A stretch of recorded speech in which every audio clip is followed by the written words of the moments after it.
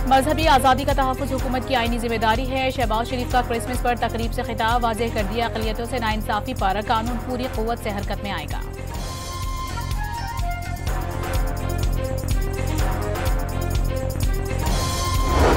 Vatican city में Christmas पर खुसूसी इबादत का एहतमाम, पोम्पियो की गज़ा में फ़लस्तीनियों को दरपेश हालात की मज़म्मत, दुनिया भर में जारी जंगों के खात्मे पर भी जोर।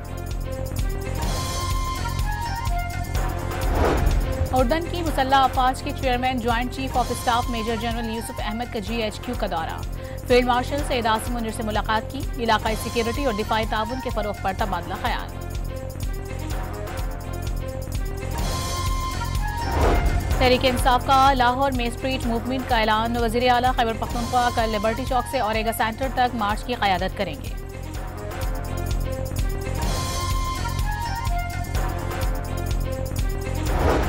अमन का क़याम, मशावरत, सियासी हम आहंगी और अवामी एतमाद के जरिए मुमकिन है। स्पीकर खैबर पख्तूनख्वा असम्बली ने सूबाई अमन जिरगे का एलामिया वज़ीर आज़म को इरसाल कर दिया, निफाज के लिए विफाक से ताउन की दरख्वास्त।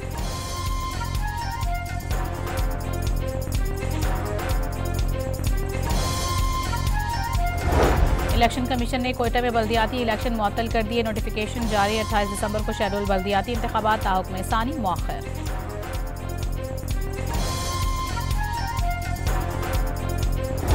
एशिया तरक्याती बैंक और पाकिस्तान में 2 मंसूबों के लिए $73 करोड़ कर्जे के मुआहदे तय पा गए, कंट्री डायरेक्टर ADB और सेक्रेटरी इक्तिसादी उमूर ने दस्तखत किए।